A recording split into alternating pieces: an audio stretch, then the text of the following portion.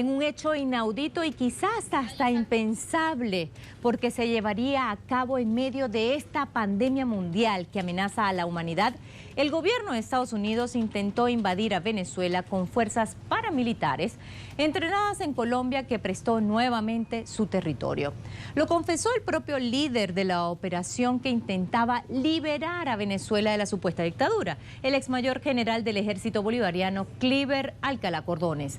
Alcalá reveló todo luego que la administración Trump ofreciera $10 millones, escúchenlo bien, por su cabeza, una acción que no esperaba, pues su aliado en la jugada era precisamente Estados Unidos, que al ver que falló no dudó en hacer lo que siempre hace: neutralizar y sacar del camino a lo que no le sirve. La operación se cayó justo cuando la Policía de Tránsito de Barranquilla, Colombia, incautó un arsenal de armas el pasado 23 de marzo que serían introducidas a Venezuela por Paraguachón, estado Zulia, frontera con la Guajira colombiana, para asesinar no solamente al mandatario venezolano Nicolás Maduro, sino liquidar quirúrgicamente a otros líderes políticos de su gobierno, en lo que se conocería como la noche más oscura que viviría Venezuela. Esto coordinado además por el autoproclamado presidente Juan Guaidó, quien, en palabras de Cliver Alcalá, firmó un contrato para tal fin. Estados Unidos no logró la violencia, tercerizando sus operaciones para el magnicidio, como apunta una investigación del portal venezolano Misión Verdad, y usó otra carta sobre la mesa. En un hecho extravagante y vulgar, como lo calificó el presidente Nicolás Maduro, el Departamento de Justicia de la administración de Donald Trump presentó cargos por narcotráfico sin pruebas sólidas contra el presidente Maduro y otros miembros de su gabinete y del Estado, y ofreció recompensa de $15 millones, no solamente por la captura del presidente Maduro, sino de su ministro de la Defensa, Vladimir Padrino López, del presidente de la Asamblea Nacional Constituyente, Diosdado Cabello, el presidente del Tribunal Supremo de Justicia, Michael Moreno, y el ministro de Industria, Tarek El Aissami. Y nuevamente, toda esta agresión en pleno desarrollo de la amenaza mundial del coronavirus, que ha cobrado la vida de miles de hombres, mujeres, ancianos, niños, y amenaza la existencia misma de la humanidad. ¿Por qué Estados Unidos, a pesar de la emergencia mundial del COVID-19, no se detiene en su agresión contra Venezuela? ¿Qué trata de tapar Donald Trump con estas acciones de golpe de Estado? ¿Por qué Colombia busca una guerra con Venezuela prestando su territorio? Estados Unidos, el verdadero virus del mundo, la tercerización de la guerra. Pongamos el punto en la I.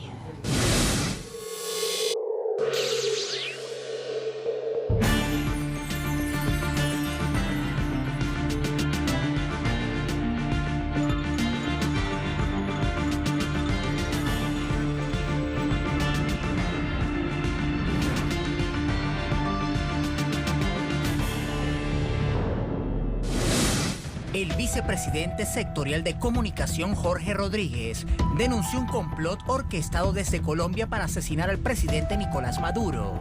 Operación dirigida por el mayor general retirado del ejército venezolano, Cliver Alcalá Cordones, con apoyo de funcionarios colombianos y estadounidenses para llevar a cabo asesinatos selectivos de altos funcionarios del gobierno venezolano.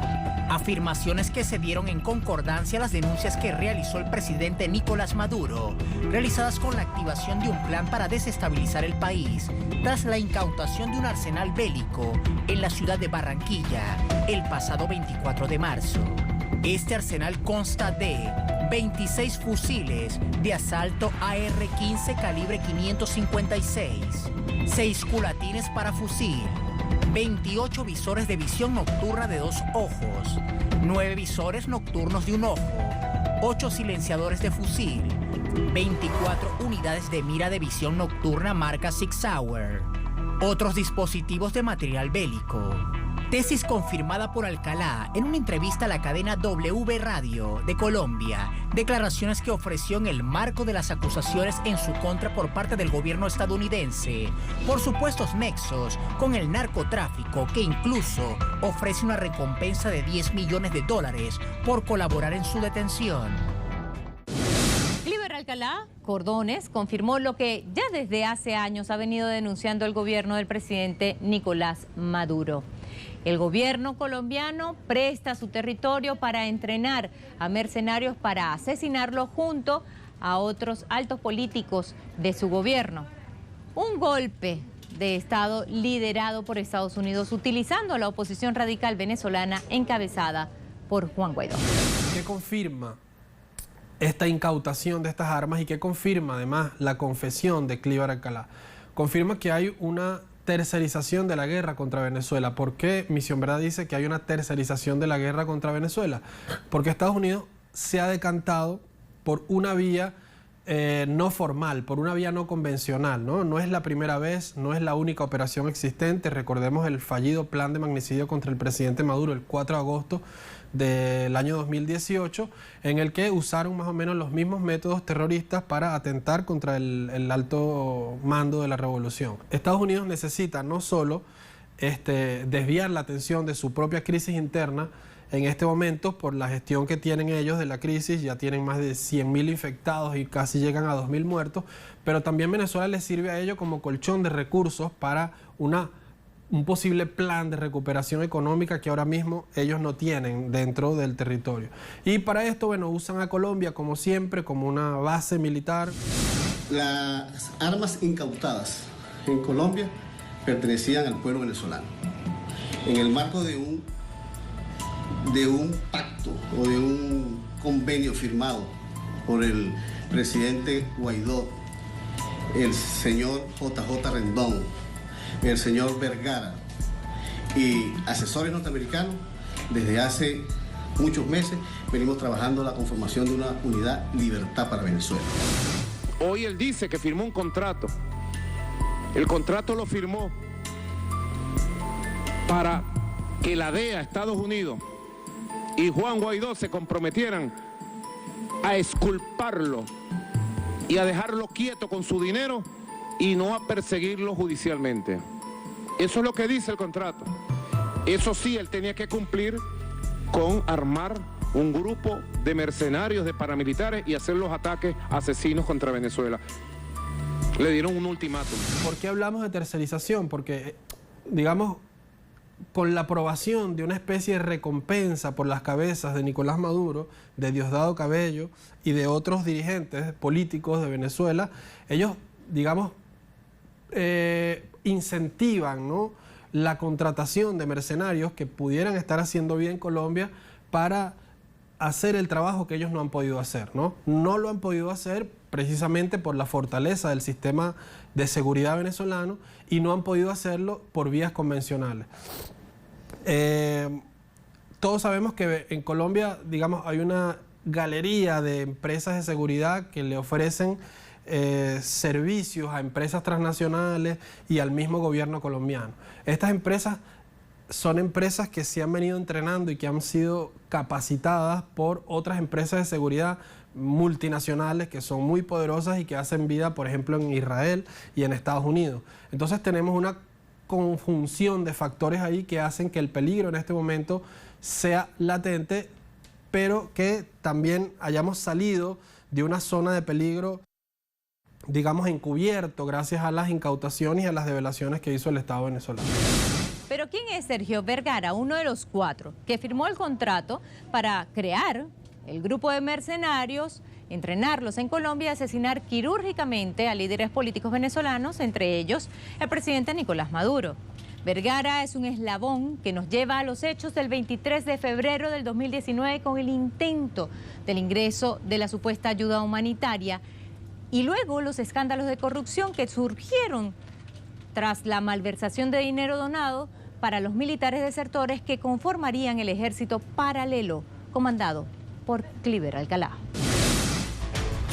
Luego del fracaso del ingreso de la supuesta ayuda humanitaria, las promesas a los militares desertores que conformarían el ejército paralelo de Clíbar Alcalá fueron incumplidas y fueron abandonados. Hoy recibimos la noticia de un agente de ACNUR, unos representantes de ACNUR, mi persona junto con 3 compañeros más, el cual nos dijeron que teníamos de 3 a 4 días para ir buscando dónde irnos. Ellos nos iban a entregar una colchoneta, una sábana y 350.000 pesos más este mapa que estoy mostrando aquí para uno movilizarse. El dinero de las donaciones para la logística que incluía hospedaje, alimentación y otros planes fueron malversados. La olla fue destapada por el propio embajador de facto de Juan Guaidó en Colombia, Humberto Calderón Berti.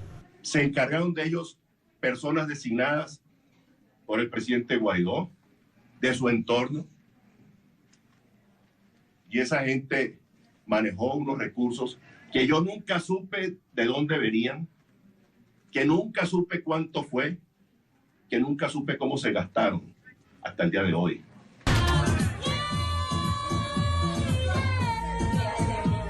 El primer escándalo de la supuesta ayuda humanitaria fue la muerte en un motel del primo y asistente del diputado Freddy Superlano, luego del concierto A-Live Venezuela. Ambos entraron con prostitutas al lugar y fueron conseguidos drogados con una sustancia estupefaciente. ¿Y esto qué hace esta silla? ¿Cómo? Para montarse, ¿pero qué hace ejercicio? Sí, pero yo creo que la foto no la podía. Luego Panam Post, un portal web cuya línea política no es precisamente a favor del gobierno del presidente Nicolás Maduro, publicó la investigación que profundizó la ONG Transparencia Internacional, donde determinaron que Roxana Barrera, encargada de atender a los militares desertores, hizo uso indebido de los fondos de las donaciones. Las facturas iban desde pagos de prostitutas, sobreprecio en hoteles, entre otras irregularidades.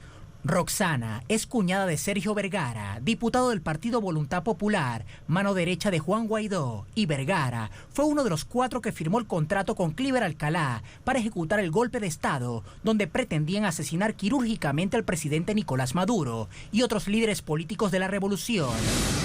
Y hay un epicentro de acción, de planificación, de facilidad logística para todos esos eventos terroristas y de entrenamiento de paramilitares y de planificación de asesinatos, colocación de explosivos y golpes de Estado. Es Colombia, es el territorio de Colombia, es el amparo de Iván Duque a todas estas actividades criminales. A la reunión con los asesores norteamericanos me envió el señor Juan Guaidó.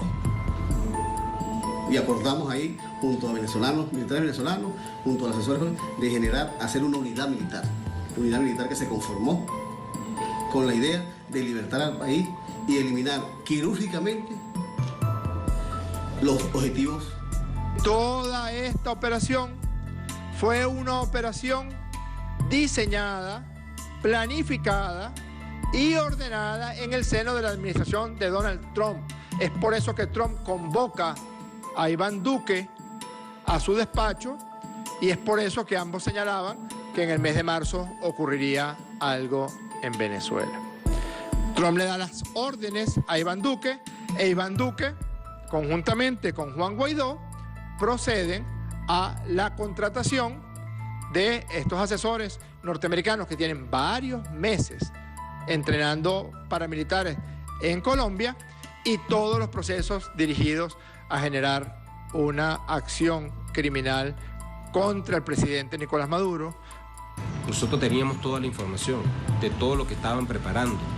Incluso lo denunciamos un día antes. El ministro de Comunicación lo denunció días antes con todos los detalles, todos los involucrados, todas las principales actores. O sea, nosotros los teníamos infiltrados, lo estábamos esperando. O sea, sabíamos por dónde iban a entrar los ejes de avance y nosotros lo estábamos esperando.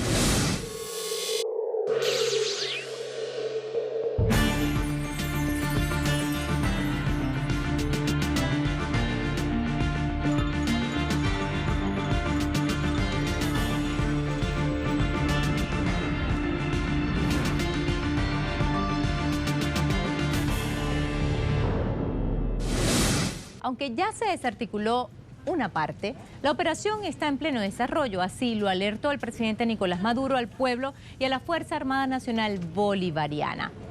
Un lote de armas lograron ingresar a territorio venezolano y hay mercenarios que están siendo buscados por los organismos de seguridad. Cliver Alcalá no logró la misión y fue neutralizado por el gobierno de Estados Unidos, quien puso el precio de $10 millones por su captura. Pero Alcalá ya estaba en la lista negra de Estados Unidos. Yo estaba en la lista. Yo en 7 oportunidades me reuní con el gobierno norteamericano para definir con ellos por qué yo estaba en la lista. Porque no hay ninguna asociación, solamente por haber sido chavista. Entonces, hoy lanzan eso por la situación que se presentó esta semana. ¿Por qué en este momento, como lo catalogan los periodistas colombianos, el jefe del complot para asesinar al presidente y para perpetrar eventos criminales en contra de Venezuela, pues hace esa confesión? Para evitar, como él mismo lo dice, un falso positivo. Es decir, para evitar ser asesinado en Barranquilla. Estoy en mi casa, no estoy huyendo, porque me informaron de la posibilidad de un falso positivo. Entonces, dejo en evidencia acá que no voy a huir, no tengo por qué huir. No olvidemos que Cliver Alcalá está casado con una familiar cercano de un narcotraficante llamado Hermágoras González, que seguramente conoce a Cliver Alcalá cuáles son el tipo de prácticas que se perpetran de manera consuetudinaria en Colombia en este tipo de situaciones. Por eso es que sale rápidamente a la luz pública. Otro porqué es su intención permanente de tratar de liberar al gobierno de Iván Duque de su responsabilidad, pero al mismo tiempo señala que las autoridades colombianas sabían de ese entrenamiento, del tráfico de las armas, como también lo señalan los perpetradores del asesinato, del intento de magnicidio con dron, que sabían autoridades colombianas y recibieron el apoyo de autoridades de migración y de autoridades militares colombianas. Cuando Estados Unidos pone precio también a la cabeza de Cliver Alcalá, él sabe que también es motivo e incentivo para la cantidad de mercenarios, paradójicamente, que él mismo ha dirigido. Es decir, su propio ejército de mercenarios pudiera convertirse en los verdugos de él. Por eso él no espera ni un minuto y hace público, digamos, todos los detalles de la operación. En el caso de él resulta ser una pieza que decidieron quemar para, digamos, extender aún más la operación en curso, que es la misma que ha estado vigente desde que el presidente Maduro asumió el poder, que es el intento de derrocamiento por vías de fuerza, es decir, por vías paramilitares, por vías de mercenarios y por vías de atentados. ¿Cómo lo captaron a él? Con el chantaje de un juicio en los Estados Unidos. Por sus relaciones familiares con el mayor narcotraficante del norte de Colombia, de Barranquilla por allí. Esto lo sabe la prensa, lo sabe el espectador, El Tiempo, W, Caracol, en Colombia lo saben. Él es suegro, yerno del mayor narcotraficante de esa zona. Y el chantaje de la DEA logró ponerlo a trabajar para los Estados Unidos y para Colombia. ¿Qué hizo él? Bueno, sencillamente fue un esclavo de la DEA. Yo puedo decir hoy, creo que lo puedo decir, ¿verdad? ¿Quién dirigía la operación? Por Estados Unidos. Los Estados Unidos de Norteamérica puso a la DEA a dirigir la operación de Cliver Alcalá Cordones. No digo más. El caso de Cliver Alcalá es un caso digno de estudio, ¿no? Porque era un general, digamos, muy bien valorado en la Fuerza Armada hasta el año 2013. Él rompe con la Fuerza Armada, rompe con, digamos, la doctrina de subordinación, rompe con la doctrina bolivariana, al verse descubierto, ¿no? Y al ver que el país entraba en una nueva dinámica política, ¿no? Se ha dicho, ¿no? Y se ha comprobado incluso por medios de Colombia que Cliver Alcalá está vinculado a narcotraficantes del norte de ese país, incluso familiarmente, ¿no? Se le ha visto en fotografías con, digamos, reconocidos capos y, digamos, jefes controladores de territorios donde los cultivos de cocaína son extensos, y eso hace que él quede en evidencia. Alcalá ha estado, como él mismo lo confesó, asesorando a la oposición venezolana, asesorando al falso gobierno interino de Juan Guaidó, y fue uno de los que dirigió aquella fallida operación del 23 de febrero en la frontera venezolana. Otra de las cosas que confesó Cliver Alcalá y que va armando el rompecabezas es que el contrato para la compra de armas para entrenar mercenarios fue amparado en el marco del TIAR, el Tratado Interamericano de Asistencia Recíproca. Por eso el empeño de la oposición radical venezolana en invocarlo. Necesitaban un marco jurídico internacional que avalara cualquier acción. Alias Pantera es un oficial que está bajo mi mando junto a otros 90 oficiales. Todos comprometidos con la liberación de Venezuela. En el marco del TIAR que invocó Guaidó hace 3 meses. En julio del año pasado, el diputado opositor Juan Guaidó, autoproclamado presidente, anunció que se buscaría la intervención mediante la activación del Tratado Interamericano de Asistencia Recíproca, TIAR, contra Venezuela. La supuesta aplicación del TIAR fue aprobada en septiembre por la Organización de Estados Americanos, OEA, ente al cual la República Bolivariana no pertenece desde el pasado 27 de abril de 2019.